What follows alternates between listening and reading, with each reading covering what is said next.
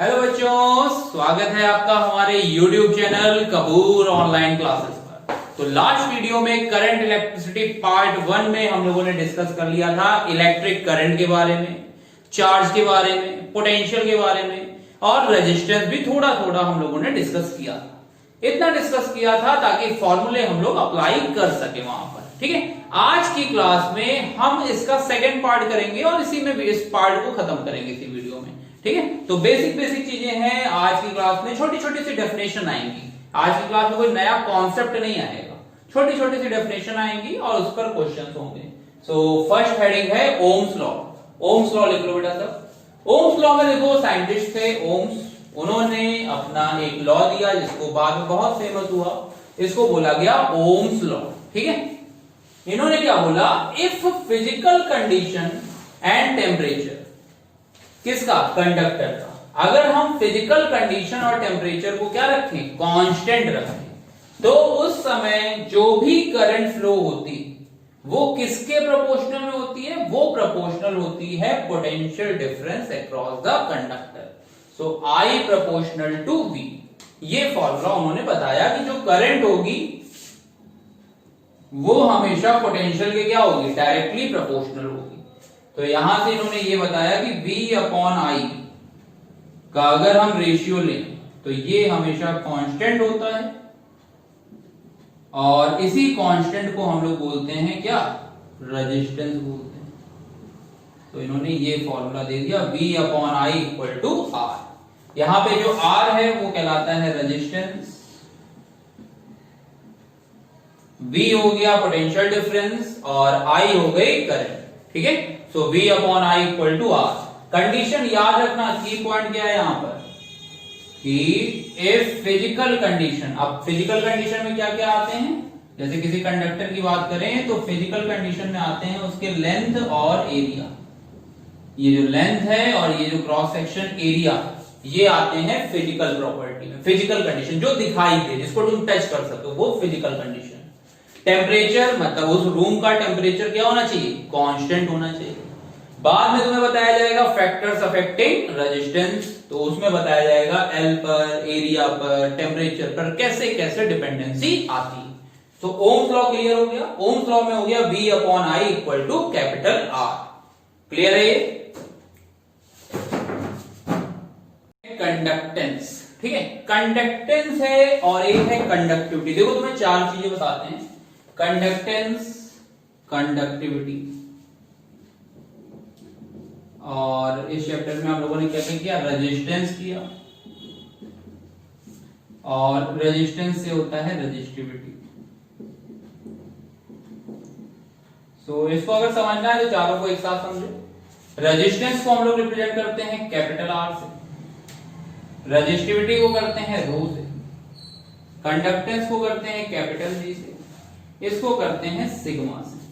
ठीक, सो कंडक्टेंस जो होता है वो रेसिप्रोकल होता है किसका, रेजिस्टेंस का।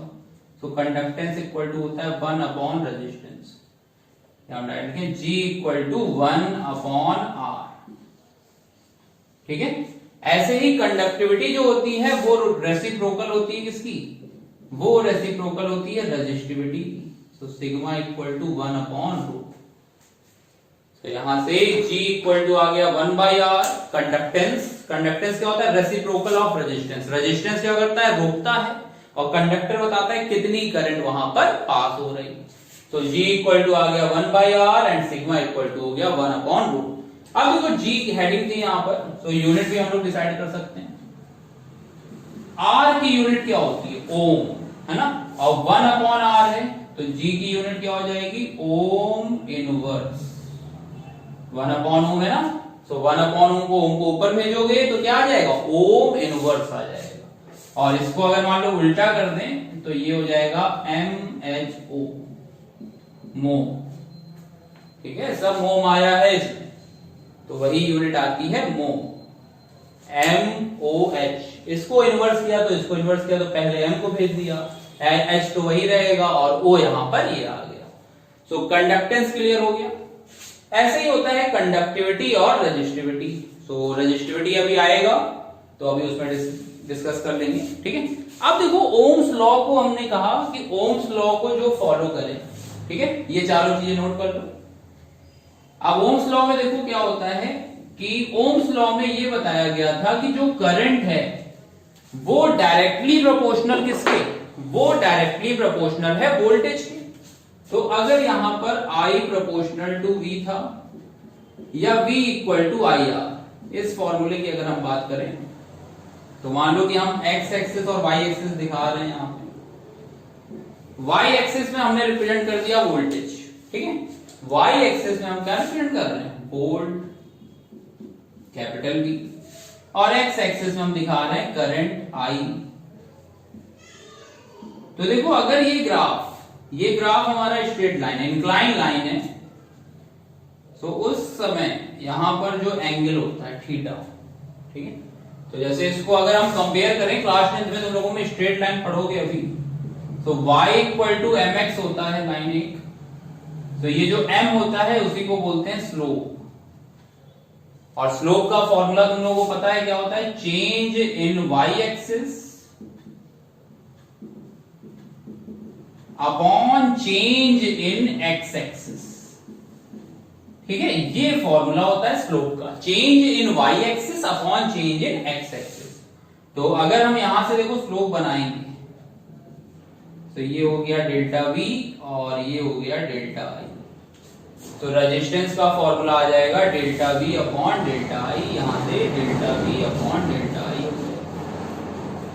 अब ये ओरिजिन से जा रहा था तो उस केस में V अपॉन I आ जाएगा, तो V equal to IR formula decide हो चुका है पहले ही, तो R इक्वल टू आ गया delta V upon delta I। तो इसके बेसिस पर देखो यहां पर स्लोप जो है, स्लोप को हम लोग m से रिप्रेजेंट करते हैं और m होता है tan थीटा, ठीक है, m का फॉर्मूला होता है tan थीटा, क्योंकि tan थीटा भी क्या होता है, परपेंडिकुलर अपॉन बेस, और रिजल्टेंट भी क्या आ रहा है, r भी क्या आ रहा है, delta V upon delta I। सो अगर हम यहां से देखो फॉर्मूला बनाएंगे, सो अगर बताओ थीटा की वैल्यू इंक्रीज करेगी, अगर हम थीटा की वैल्यू को इंक्रीज करेंगे तो m की वैल्यू भी क्या होगी, इंक्रीज करेगी।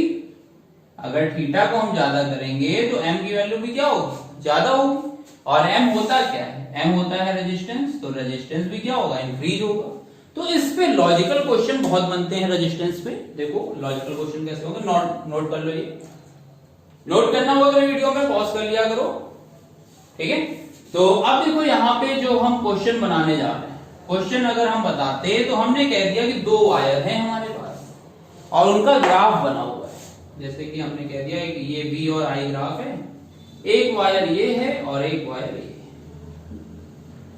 ये V है और ये है I, ठीक है। तो बताओ इसमें से किसका रेजिस्टेंस ज्यादा होगा, फर्स्ट वाले का रेजिस्टेंस ज्यादा होगा कि सेकंड वाले का रेजिस्टेंस ज्यादा होगा।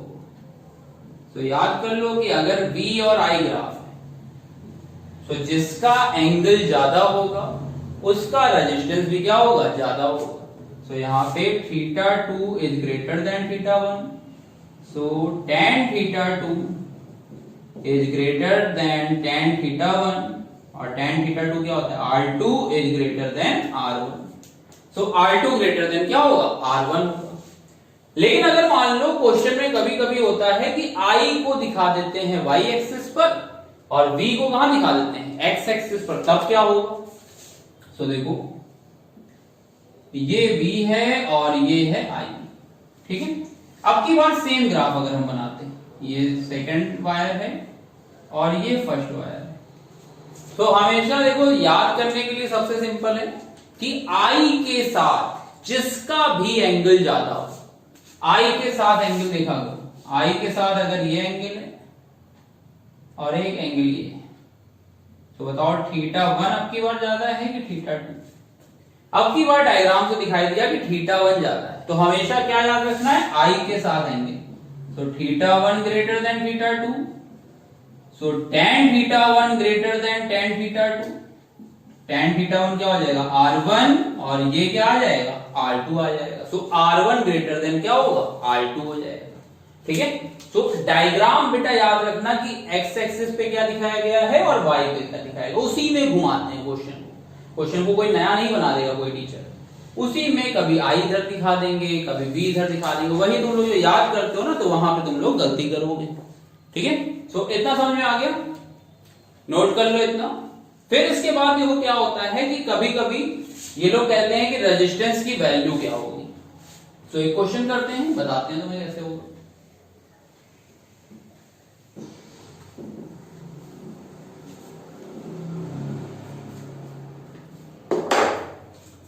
देखो जैसे अगर कोई भी डायग्राम दिया हुआ है, ये बी है, ये आई है, यहां पे हमें कह दिया गया कि ये एक डायग्राम बना हुआ है, ये हो गया 2, ये 4 और ये 3, तो इसके करस्पॉन्डिंग यहां पे लिखा हुआ है 5 और ये लिखा हुआ है 10। ये वोल्टेज है, वोल्ट में गिवन है, और ये करंट है, ये एम्पियर में गिवन है। तो पहली बात तो ये सुन लो कि अगर यहां पर V और I का ग्राफ स्ट्रेट लाइन होता है, तो उस टाइप के जो रजिस्टर होते हैं या कंडक्टर होते हैं उसको बोलते हैं ओमिक। एक वर्ड आता है ओमिक और एक आता है नॉन ओमिक। सो ये बहुत ही सिंपल है, जो ओम्स लॉ को फॉलो करे वो ओमिक, और जो ओम्स लॉ को फॉलो ना करे वो नॉन ओमिक। ठीक है, तो ओमिक हो गए और एक हो गए non ohmic. So ohmic and non ohmic clear है। फिर उसके बाद देखो क्या है, जैसे इस क्वेश्चन में कह दिया जाता कि ये एक ग्राफ है, हमें इसका रेजिस्टेंस कैलकुलेट करना है। तो रेजिस्टेंस के लिए हमने बताया क्या होता है formula, delta V upon delta I होता है। सो डेल्टा V की अगर हम बात करें तो मान लो हमने कह दिया हमें AB चाहिए, यहां से हमने कह दिया AB में रेजिस्टेंस कितना, तो AB में अगर हम रेजिस्टेंस पूछेंगे तो देखो डेल्टा V में लिखेंगे V2 माइनस V1 अपॉन यहां पे लिखेंगे I2 माइनस I1। सो V2 की वैल्यू कितनी है 10, V1 की वैल्यू कितनी है 5, I2 की वैल्यू कितनी है 4 माइनस 2। सो ये आ जाएगा 5/2, that means 2.5 ohm. So diagram से रेजिस्टेंस कैसे कैलकुलेट करते हैं ये समझ में आ गया। रेजिस्टेंस की वैल्यू आ गई 2.5 ओम। अगर कोई भी डायग्राम दिया हुआ है तो उसमें चेक कर लेंगे। ठीक है, अगर इसी में कहते हैं कि prove that it is an ohmic register, तो एंगल सबके लिए सेम होना चाहिए। तो तुम्हें क्या करना चाहिए, तुम OA का भी निकाल लो रेजिस्टेंस। अगर OA का रेजिस्टेंस वो भी 2.5 ओम आ गया, इसका मतलब हर एक इंटरवल के लिए रेजिस्टेंस कितना आया है 2.5। सेम है, इसका मतलब ये कौन सा रजिस्टर हो गया, ओमिक रजिस्टर या ओमिक कंडक्टर। ठीक है, तो अगर मान लो हम OA का क्या कर रहे होते हैं, रेजिस्टेंस निकालते हैं, तो बेटा अगर मान लो हम OA का निकालने जा रहे हैं क्या, रेजिस्टेंस, तो समझो इसको। तो ROA इक्वल टू होता है delta V upon delta I। Delta V में फिर से वही V2 minus V1 upon I2 minus I1। तो बताओ V2 minus V1, A point पर V2 कितना है, A पॉइंट पर V 5 और O पॉइंट तो 0,0 है। सो O पर कितना है 0। तो ये आ जाएगा 5 माइनस 0। A पॉइंट पर X कितना है 2 और O कितना है 0। तो 5 माइनस 0 अपॉन 2 माइनस 0। तो ये आ गया 5/2, दैट मींस 2.5। तो ROA की वैल्यू कितनी आ गई, ROA की वैल्यू आ गई 2.5 ओम आ गई। ठीक है, दैट मींस दोनों जगह वैल्यू क्या आ रही है, सेम आ रही है 2.5 ओम। इसका मतलब ये जो रजिस्टर है वो कैसा है, ओमिक रजिस्टर या ओमिक कंडक्टर है। ठीक है, पहली कंडीशन होती है देख करके बताना है, अगर स्ट्रेट लाइन है तो ओमिक है, स्ट्रेट लाइन नहीं है तो नॉन ओमिक है। अगर प्रूफ करके बताना है तो दोनों जगह क्या करो, रेजिस्टेंस की वैल्यू कैलकुलेट कर लो। ठीक है,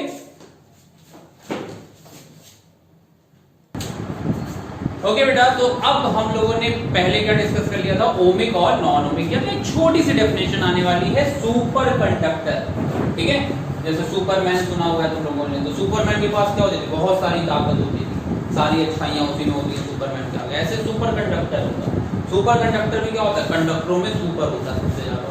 उसके अंदर क्या है, कंडक्टर है, मतलब जीरो रेजिस्टेंस, कोई भी रुकावट नहीं है। ठीक है, और जीरो रेजिस्टेंस है और उसका रेसिप्रोकल अगर हम बोले तो इनफाइनाइट कंडक्टेंस, मतलब जितनी भी करंट हम दे रहे हैं उतनी करंट वो क्या कर दे रहा है, पास कर दे रहा है, जितना भी वोल्टेज दे रहे हैं। तो ये कब होता है, हर टाइम तो हो नहीं सकता, तो ये होता है एक कंडीशन लगा दी, क्या लगा दी, at a very low temperature. मतलब अगर क्या है कि क्लास में बहुत ही कम टेम्परेचर है, मतलब बच्चे क्या है बहुत सीधे सीधे बच्चे होते हैं, तो उस क्लास में टीचर को आराम से पढ़ाने देते हैं। लेकिन किसी क्लास में अगर नालायक बच्चे आ गए, बहुत शैतान बच्चे हो गए, तो वहां पे टीचर को पढ़ाने में दिक्कत होती है, तो रेजिस्टेंस जीरो नहीं हो पाता। तो रेजिस्टेंस जीरो कब होगा, जब जो इलेक्ट्रॉन है वो या कंडक्टर है वो क्या है, बहुत कम टेम्परेचर पे रखा हुआ है। एग्जाम्पल की अगर हम बात करें तो जैसे मरकरी है, मर्क्यूरी क्या होता है, बिलो 4.2 केल्विन, ये सुपर कंडक्टर की तरह बिहेव करता है।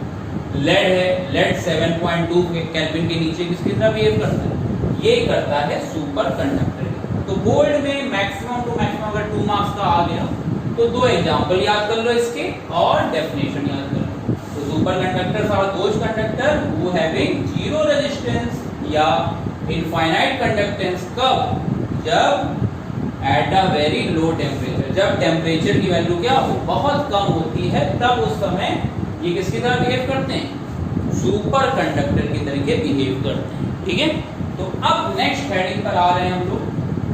नेक्स्ट हेडिंग हम लोगों की रजिस्टिविटी, कि रजिस्टिविटी क्या होता है। ठीक है, इसी से क्वेश्चन भी है रजिस्टिविटी से तुम लोगों में, तो रजिस्टिविटी इंपॉर्टेंट है। तो बात कर रहे हैं हम लोग अब रजिस्टिविटी की। रजिस्टिविटी को ही स्पेसिफिक रेजिस्टेंस बोलते हैं। स्पेसिफिक बहुत ही स्पेसिफाई रहता है, वो रेजिस्टेंस जो बहुत ही स्पेसिफाइड रहे, फालतू की चीजों पे डिपेंडेंट ना रहे। तो देखो रेजिस्टेंस हमें पता है किन किन पे डिपेंड करता है। रेजिस्टेंस डिपेंड करता है लेंथ पर, रेजिस्टेंस जो होता है वो डिपेंड करता है, इनवर्सली प्रोपोर्शनल होता है एरिया। तो अगर हम इन दोनों को मिला देंगे तो रेजिस्टेंस डायरेक्टली प्रोपोर्शनल क्या आ जाएगा, L अपॉन A आ जाएगा। अब रेजिस्टेंस है, प्रोपोर्शनैलिटी हटानी है तो इक्वल लगा दिया, ये हो गया रो इंटू एल अपॉन ए। प्रोपोर्शनैलिटी हटाते हैं तो एक कांस्टेंट लगता ही लगता है, ये पता है सबको। तो R इक्वल टू आ गया रो इंटू एल अपॉन ए। याद करने के लिए ऐसे करते हैं, R इक्वल टू रो ले अपॉन ए, पहले रो लिया करो, तो रो ले अपॉन ए, क्योंकि ये फॉर्मूला बहुत रुलाता है इसलिए इसको ऐसे याद करते हैं। रो जो होता है वो कहलाता है रजिस्टिविटी। अब हेडिंग की रजिस्टिविटी, तो इसको क्या करेंगे हम, सब्जेक्ट बना लेंगे। तो रो की वैल्यू आ जाएगी R into A upon.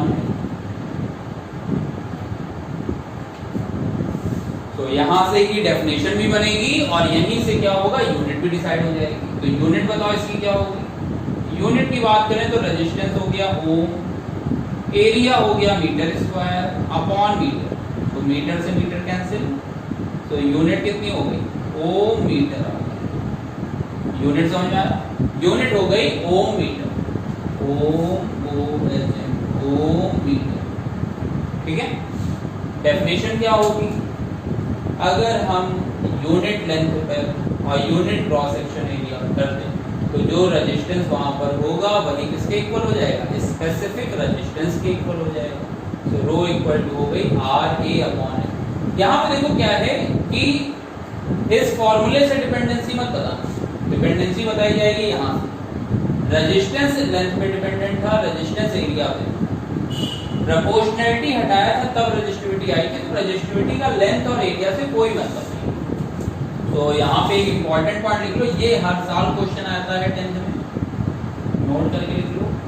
Resistivity rho is independent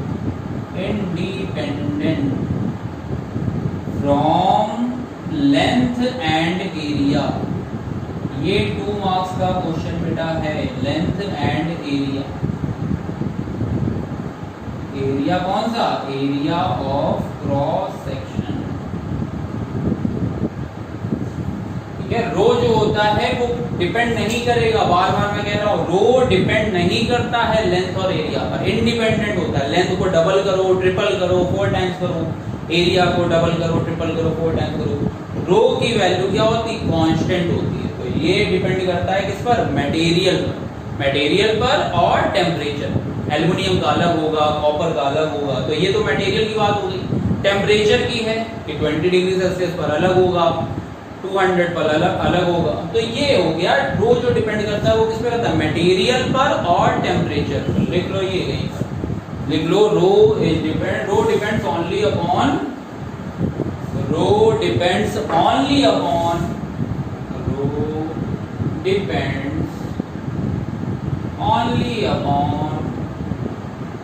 material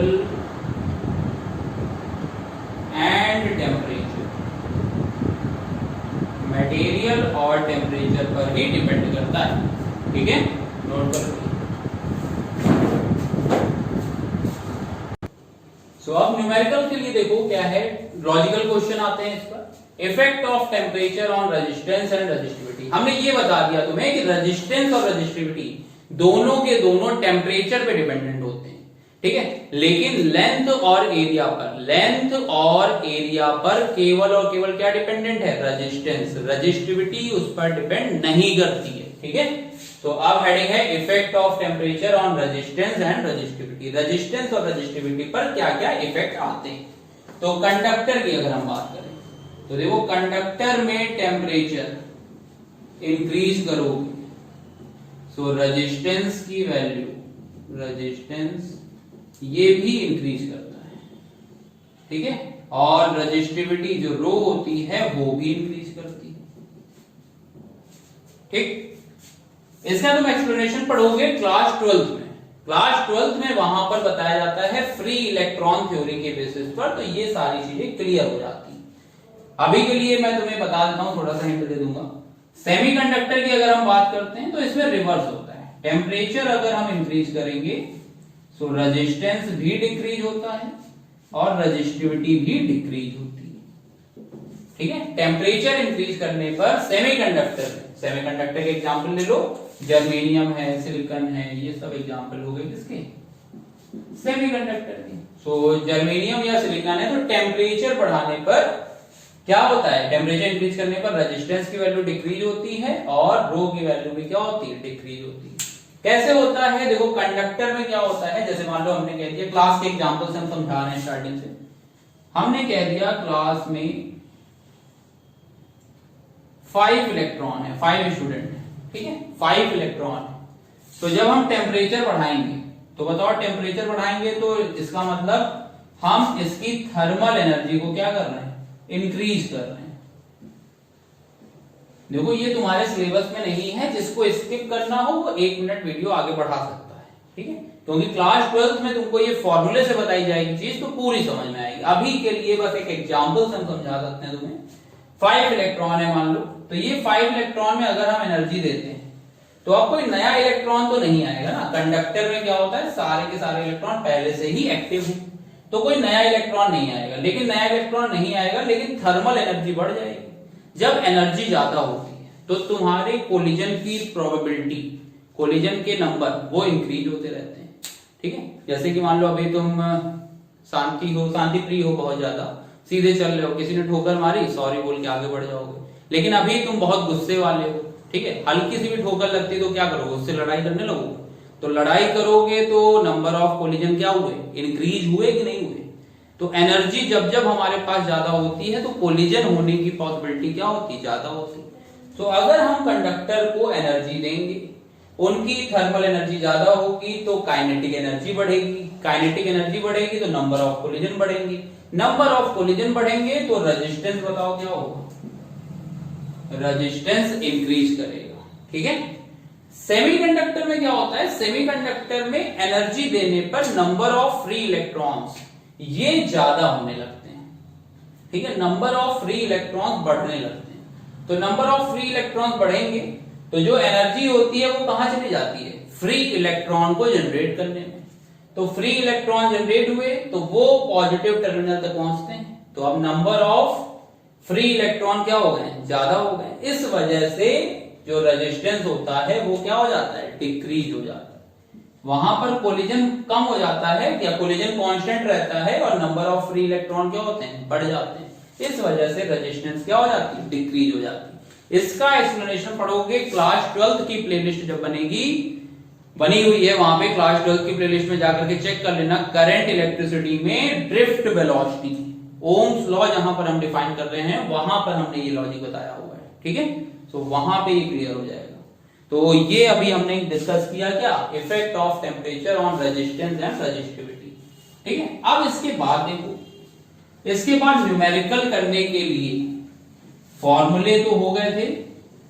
एक डिपेंडेंसी जो आई है R equal to rho l upon A, हमने पहले ही कहा है ये बहुत रूल आता है फॉर्मूला, तो इसको अलग से समझ लेते हैं। कंपैरिजन वाले क्वेश्चन बहुत हैं बुक में, तुम्हारी कंसाइज में ही 3-4 क्वेश्चन है, अभी कराए जाएंगे। तो R इक्वल टू देखो क्या है, रो इंटू एल अपॉन ए। इसमें आता है कि जब दो वायर में कंपैरिजन कराया जाता है, जब हमारे पास टू डिफरेंट वायर, हम ऐसे लिख देते हैं टू वायर डिफरेंट हो, टू डिफरेंट वायर, अगर हमारे पास दो अलग अलग वायर होती है, ठीक है, तब देखो, तब जो रेजिस्टेंस होता है वो डायरेक्टली प्रोपोर्शनल होता है किसके, लेंथ के। रेजिस्टेंस इनवर्सली प्रोपोर्शनल होता है एरिया के। एरिया होता है pi r square. Cross section area हमेशा कितना होता है, सर्कुलर फॉर्म में होता है, और सर्किल का एरिया कितना होता है, पाई आर स्क्वायर। तो पाई तो कांस्टेंट है, तो ये भी प्रोपोर्शनलिटी के अंदर ही चला जाएगा, तो बचेगा क्या, R inversely proportional to R square. अच्छा, अगर मान लो हम डायमीटर के टर्म्स में देंगे तो हमें पता है रेडियस इक्वल टू कितना होता है, डायमीटर बाय 2। सो ये आ जाएगा r inversely proportional to D square by 4 आ जाएगा, क्योंकि आर स्क्वायर है। तो आर स्क्वायर की वैल्यू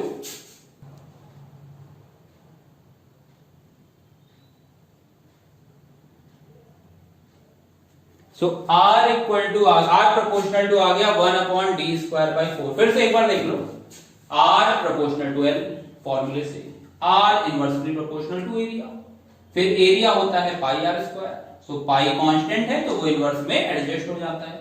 जितनी भी प्रोपोर्शनलिटी चीजें होंगी, कांस्टेंट चीजें होंगी, वो प्रोपोर्शनलिटी में क्या होती हैं, एडजस्ट हो जाती है। So R inversely proportional to 1 by pi r square. So R inversely proportional आ गया R स्क्वायर के, यहां से डी स्क्वायर बाई 4 कर दिया, तो अगली लाइन में ये आ जाएगा R inversely proportional to D square. तुम लोग सब एक के नीचे एक लिख लेना। तो टोटल जो फॉर्मूले आ रहे हैं उनको हम ब्रैकेट में कर देते हैं, क्योंकि ये लगेंगे। तो फर्स्ट फॉर्मूला, सेकेंड, थर्ड, और ये हो गया फोर्थ, ठीक है। ये कब लगेंगे, जब दो अलग अलग वायर होंगे। दो अलग अलग वायर का मीन्स क्या है, जैसे हमने कह दिया कि एक हमारे पास ये है और एक ये है, ठीक है, अलग अलग है दोनों, दोनों की लेंथ अलग है, क्रॉस सेक्शन एरिया अलग अलग है, इसका क्रॉस सेक्शन एरिया अलग है, तो यहां पर लगेंगे इस टाइप के फॉर्मूले। लेकिन अगर मान लो हमारे पास एक ही वायर है और हम उसमें कुछ बदतमीजी कर रहे हैं, बदतमीजी का मतलब या तो उसको दबा रहे हैं, कंप्रेस कर रहे हैं, या खींच रहे हैं, स्ट्रेच कर रहे हैं, तो वन वायर है, जब हम उसको क्या करेंगे, कंप्रेस करेंगे, या उसको हम क्या करेंगे, स्ट्रेच करेंगे।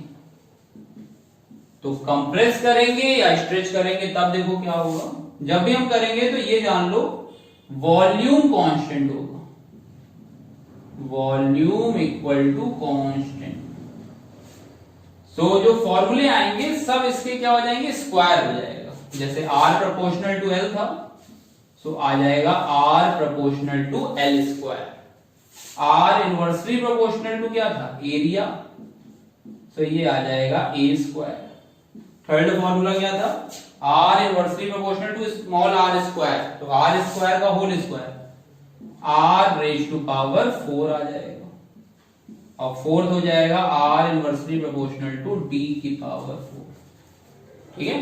तो अगर हम किसी एक वायर को कंप्रेस या स्ट्रेच करेंगे तो ये कंडीशन आने वाली है। अब क्यों आती है, कैसे आती है, ये अभी मैं बता रहा हूं। अभी टेबल के फॉर्म में इतना लिख लो ताकि तुम्हारे न्यूमेरिकल हो जाएंगे, ठीक है। कैसे होती है वो अभी मैं नेक्स्ट हेडिंग में समझा दूंगा तुम लोगों को, नोट कर लो इतना। कैसे होती है ये, क्यों डबल हो जाती है, हर एक पावर स्क्वायर हो जाता है, क्यों होता है, ये समझते हैं हम लोग, ठीक है। तो लिखो, हेडिंग डालो,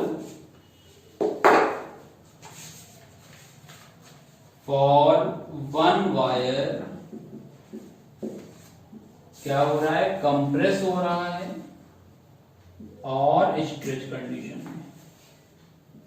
ऐसा क्यों होता है ये हम बताने जा रहे हैं कि एक वायर के लिए जब हम कंप्रेस करें या स्ट्रेच करें तो फिर ऐसा क्यों होता है। ठीक है, तो देखो आर का फॉर्मूला पता है हमें, आर इक्वल टू होता है रो इंटू एल अपॉन ए, ये फॉर्मूला पता है हमें।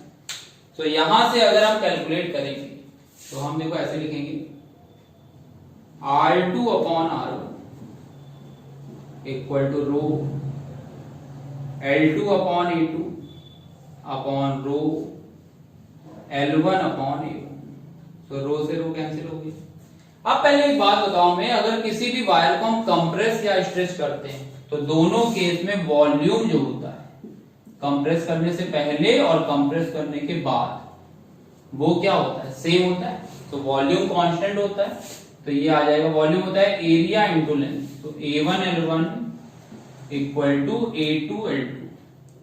तो यहां से अगर हम L2 अपॉन L1 कैलकुलेट करेंगे तो उसकी वैल्यू क्या आएगी, A1 अपॉन A2 आएगी। सो यहां से देखो ये हमें रिलेशन पता चल गया। तो अब जब ये पता चल गया तो इसको अब उसी फॉर्म में बना दे रहे हैं। तो L2 अपॉन L1 लिखा इंटू A1 बाई A2 लिखा। अच्छा A1 बाई A2 किसके इक्वल है, L2 बाई L1 के इक्वल है। So L2 by L1 into L2 by L1 equal to क्या आ जाएगा, R2 अपॉन R1।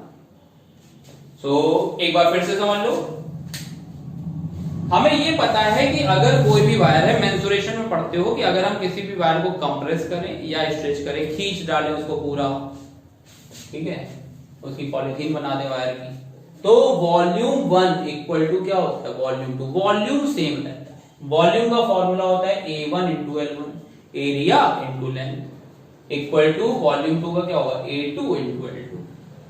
हमने लेंथ को एक तरफ कर दिया, एरिया को एक तरफ कर दिया, तो A1 upon A2 equal to क्या आ गया, L2 अपॉन L1। मतलब ये रिलेशन हमारे पास आ गया, उसको हमने छुपा के रख लिया हम ब्रैकेट के अंदर ताकि कोई चोरी ना कर ले हमारा रिलेशन। फिर यहां पर आए R इक्वल टू होता है रोले अपॉन है, खूब रुलाएगा ये। So R2 upon R1 equal to rho. अब देखो यहाँ पे 2 है, अगर यहाँ पे हम ऊपर क्या लिख रहे हैं, 2 लिख रहे हैं ना, तो हमें यहाँ पे 2 लिखना पड़ेगा। सो रो L2 अपॉन L2। मटेरियल दोनों का सेम था क्योंकि एक ही वायर को स्ट्रेच किया है तुमने, तो रो और रो सेम था, कैंसिल हो गया। ये आया L2 upon L1 into A1 upon A2। सो L2 अपॉन L1 तो वही रखा, A1 अपॉन A2 तो बताओ A1 अपॉन A2 की वैल्यू कितनी हो गई, L2 अपॉन L1 हो गई। अब अगर हम मल्टीप्लाई करेंगे इसको तो ये क्या आएगा, ये आ जाएगा L2 square upon L1 square, इतना आया। तो देखो 2 के सामने 2 आ रहा है और इसका स्क्वायर, तो अगर हम इसको एक ही में लिखना चाहें तो हम ये लिख सकते हैं ना, R directly proportional to L square, R directly proportional to L square. फिर से देखो बेटा, इसमें बहुत सारे बच्चों को डाउट रहता है, फिर से समझ लो, क्योंकि ये वीडियो में बार बार पीछे करने से अच्छा यहीं पे देख लो, लंबी हो रही है होने दो, उसके लिए टेंशन ना लो। सो L2 अपॉन L1, अब ये जो A1 है ये ऊपर चला जाएगा और ये जो A2 है वो नीचे आ जाएगा। तो देखो L2 A1 ऊपर गया तो हमने A1 ऊपर कर दिया, A2 नीचे आया तो A2 लिख दिया, और L1 तो पहले से नीचे था, तो L2 upon L1 into A1 by A2। A1 by A2 अभी अभी हमने देखो प्रूफ किया है कि किसके इक्वल है, L2 बाई L1 के, तो यहाँ पे वैल्यू पुट कर दी। अब ये आ गया तो यहां से पता चला R डायरेक्टली प्रोपोर्शनल आ गया है L स्क्वायर के। ऐसे ही अगर हम एरिया की वैल्यू पुट करते तो ये आ जाता R inversely proportional to A square. तो ये सारी डिपेंडेंसी समझ में आ गई है, ठीक है।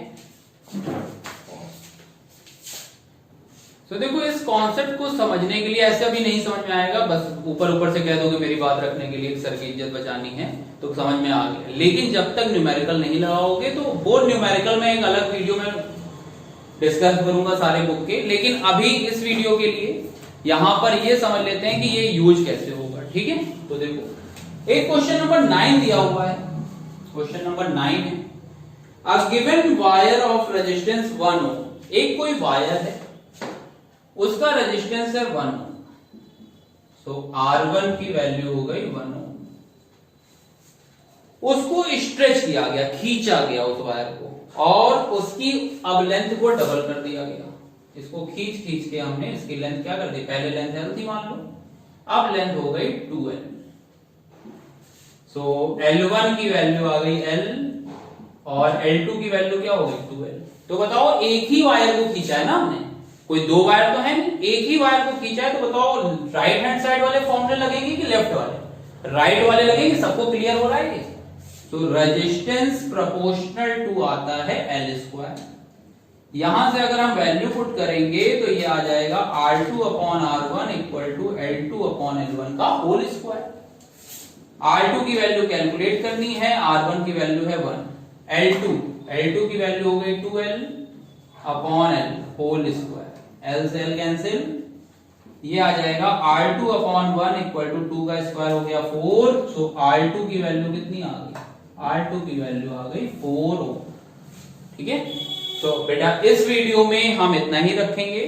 जो इसके न्यूमेरिकल होंगे वो हम अगली वीडियो में बताएंगे। तो आप प्लेलिस्ट में जाकर के नेक्स्ट वीडियो इसकी कर लीजिएगा इंस्टॉल और डाउनलोड कर लीजिएगा। और तब तक के लिए बेटा good bye, take care all of you, bye bye.